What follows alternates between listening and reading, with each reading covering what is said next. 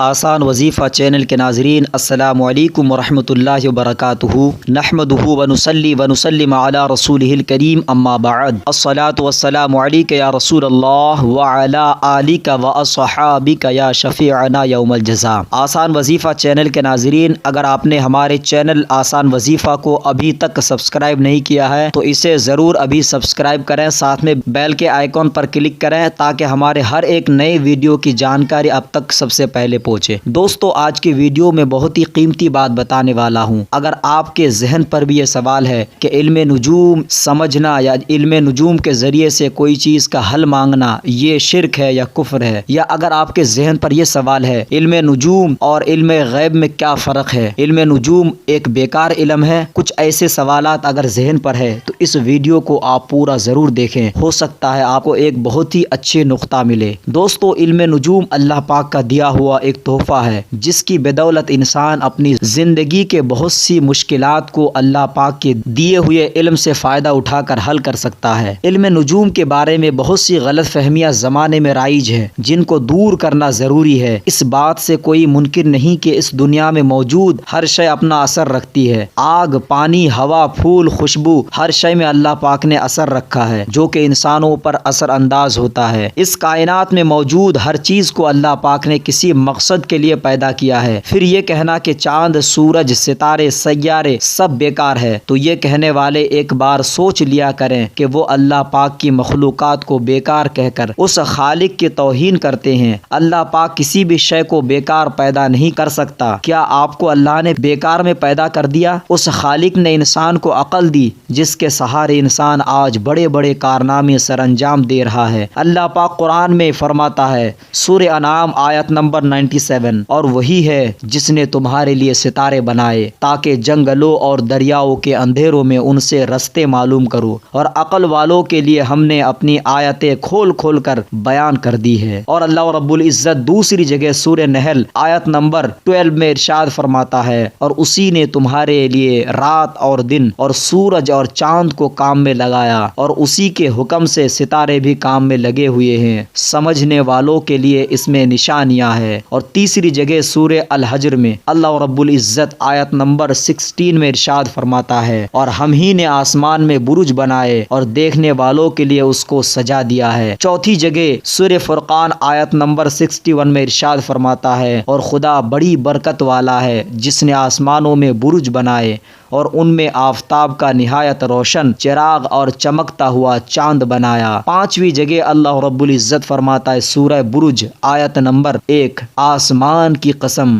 جس میں برج ہے۔ اب آتی ہے بات سیاروں کی۔ چاند، سورج بھی انہی سیاروں میں شامل ہے۔ سورج کی گرمی کو انسان براہ راست محسوس کرتا ہے جس کی وجہ سے اس کے منہ سے نکل جاتا ہے کہ آج تو سورج بہت گرمی دے رہا ہے، جبکہ گرمی دینے والی ذات تو مالک کل ہے۔ سورج کے کیا مجال کہ وہ خود سے کوئی حرکت کرے۔ دوستو، چاند کا انسانی موڑ پر بڑا گہرا اثر ہوتا ہے جس کی وجہ سے اکثر شعراء اپنی شاعری میں حسن کو چاند سے تشبیہ دیتے ہیں۔ چاند کی تاریخوں سے سمندر کی پانی میں طغیانی آنا اس بات کا پتہ دیتی ہے کہ چاند اپنا اثر رکھتا ہے۔ یہ دو سیارے تو براہ راست اثر انداز ہوتے ہیں، لیکن ان کے علاوہ عطارد، مریخ، مشتری وغیرہ بھی اثر رکھتے ہیں، لیکن انسان انہیں براہ راست محسوس نہیں کر پاتا جس کی وجہ سے وہ ان پر یقین نہیں کرتا، جبکہ اللہ پاک نے ان میں اثرات رکھے ہیں جو انسانی زندگی پر اثر انداز ہوتے ہیں۔ دوستو، کم عقل لوگ کہتے ہیں کہ یہ سیارے ہمیں کیا نقصان پہنچائیں گے، تو ایک عام سا کانسٹیبل جو سگنل پر حکومت نے کھڑا کر رکھا ہے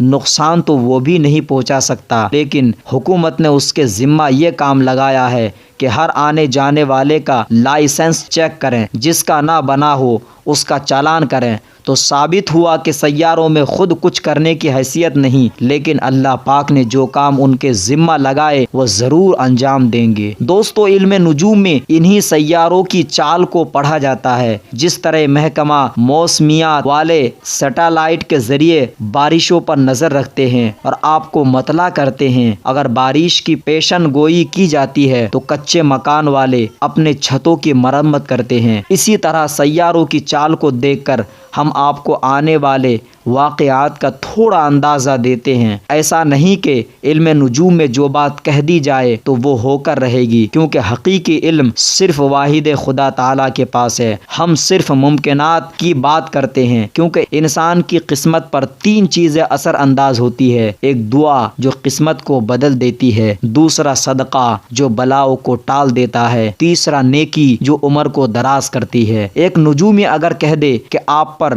برا وقت آنے والا ہے جبکہ ایسا نہیں ہوا، غور کیا تو پتا چلا کہ آپ نے صدقہ دیا جس کی وجہ سے وہ بلا ٹل گئی۔ ایک نجومی نے کہا کہ آپ کا فلاں کام میں رکاوٹیں ہیں جبکہ آپ کا کام آسانی سے ہو گیا، غور کیا تو پتا چلا کہ آپ نے دعا کی بدولت آپ کا کام آسانی سے ہو گیا۔ دوستو، اب سیارے اثر انداز کس طرح ہوتے ہیں یہ دیکھ لیتے ہیں۔ مریخ، زہرہ، عطارد، مشتری، زحل وغیرہ، ان سب کے ذمہ اپنے اپنے کام ہے۔ مریخ کام کرنے کی طاقت اور مزاج میں غصہ پیدا کرتا ہے۔ علم نجوم کے ماہرین نے انسان کی زندگی کو ایک زائچہ میں رکھ کر پیش کیا ہے جس کے 12 گھر ہوتے ہیں۔ ان گھروں میں زندگی کے مختلف پہلو ہوتے ہیں۔ مثال کے طور پر اگر مریخ زائچہ کے چوتھے گھر میں نحس حالت میں موجود ہوگا تو ایک نجومی یہ کہے گا کہ مجھے لگتا ہے کہ آپ کے گھر والوں سے جھگڑا ہونے والا ہے۔ یہ کہنے کی وجہ یہ تھی کہ مریخ کی نحس حالات غصہ لے کر آ رہی ہے۔ زائچہ کے چوتھے گھر جو کہ گھریلو ماحول کا ہوتا ہے، اب جب مریخ گھریلو ماحول میں نحس اثر ڈالے گا تو مریخ کی وجہ سے گھر میں جھگڑا فساد ہوگا۔ اگر یہی مریخ شادی کے گھر میں ہوتا ہے تو ہم کہتے ہیں کہ زوجہ سے جھگڑا ہوگا۔ مشتری کی دوسرے گھر میں سعد حالت کی وجہ سے پیسہ آنے کی امید ہوتی ہے۔ وجہ اس کی یہ ہے کہ مشتری ترقی، خوشیاں، کامرانیاں لے کر آتا ہے اور زائچہ کا دوسرا گھر مال کا ہوتا ہے۔ دوستو، اسی طرح زائچہ کے مختلف گھروں میں سیاروں کی چال دیکھتے ہوئے پیشن گوئی کی جاتی ہے جو کہ مکمل حساب کتاب کی صورت میں ہوتی ہے۔ اسے غیب کہنا جہالت ہے، کیونکہ غیب حساب کتاب سے نہیں ملتا۔ غیب صرف اللہ کی طرف سے بغیر حساب کتاب کے اترتا ہے۔ دوستو، اور غیب میں غلطی کی گنجائش نہیں ہوتی، جبکہ دنیا کے جتنے بھی علوم ہیں اور انسان نے اللہ کی رحمت سے سیکھے ہیں اور مکمل حساب کتاب کی شکل میں، اور حساب کتاب میں غلطی کی گنجائش ہوتی ہے۔ اب جب اس میں غلطی کی گنجائش ہے تو یہ غیب نہ رہا۔ اب لوگوں سے بھی گزارش ہے کہ اسے پتھر کی لکیر نہ سمجھیں، اپنا بھروسہ صرف اللہ کی ذات پر رکھیں اور اللہ کے دیے ہوئے علم سے فائدہ اٹھاتے ہوئے اللہ سے مدد طلب کریں۔ اگر آپ کو کوئی اچھی خبر دی جاتی ہے تو اللہ کا شکر ادا کریں، اور بری خبر سن کر اللہ سے مدد طلب کریں اور شکر ادا کریں مالک کل کا کہ اس پاک ذات نے علم کے ذریعے آپ کو پہلے آگاہ کر دیا اور آپ نقصان سے بچ گئے۔ دوستو، ہر علم انسان کو بلندیوں پر بھی پہنچاتا ہے اور پستیوں میں بھی۔ علم کا صحیح استعمال کریں اور خدا کی نعمتوں سے لطف اندوز ہو۔ امید ہے آپ کی کچھ غلط فہمیاں دور ہو گئی ہے۔ دوستو، میں امید کرتا ہوں کہ اس ویڈیو سے آپ کو اچھی نالج ملی ہے، کیونکہ علم نجوم ایک ایسا علم ہے جس طریقے سے دنیاوی اور علوم سے آپ فائدہ اٹھاتے ہیں، اسی طریقے سے علم نجوم سے آپ فائدہ اٹھا سکتے ہیں۔ لیکن اس کا مطلب یہ نہیں ہے کہ علم نجوم کے ذریعے سے اپنا تقدیر آپ بدل سکتے ہیں۔ ارے تقدیر بدلنے والی ذات تو رب قدیر کی ہے۔ تو میں امید کرتا ہوں کہ اس ویڈیو سے آپ کے ڈاؤٹ کلیئر ہوئے ہیں۔ آسان وظیفہ چینل کو ابھی تک اگر سبسکرائب نہیں کیا ہے تو اسے ضرور سبسکرائب کریں اور اپنے ان دوستوں کے ساتھ شیئر ضرور کریں جو وظائف سے اپنے مسئلے کا حل چاہتے ہیں۔ اب اپنے دوست عمر فاروق اظہری کو دے اجازت۔ اب اگلے نئی ویڈیو کے ساتھ ملیں گے انشاءاللہ عز و جل۔ تب تک کے لیے خدا حافظ، فی امان اللہ۔